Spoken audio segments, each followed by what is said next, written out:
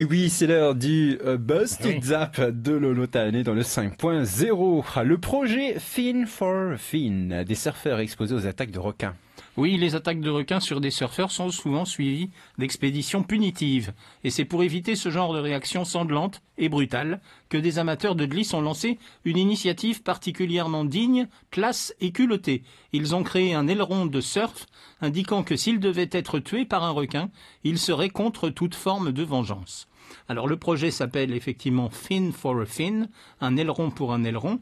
L'idée c'est qu'un maximum de surfeurs équipent leur planche d'un aileron, d'une dérive donc, portant l'inscription suivante: If my life's taken, don't take theirs. Traduction: si ma vie est prise, ne prenez pas la leur.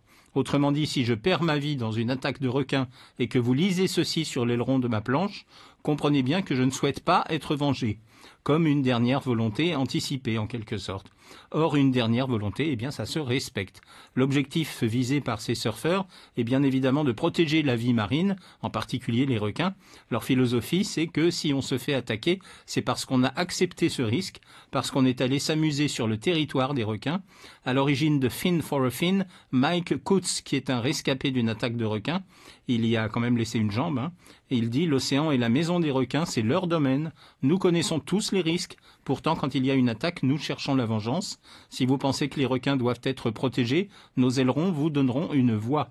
Ils signalent au monde que si vous êtes attaqué, vous ne voulez pas que des requins soient tués. Voilà. Et c'était le 5.0 de Lolo. Merci beaucoup Lolo.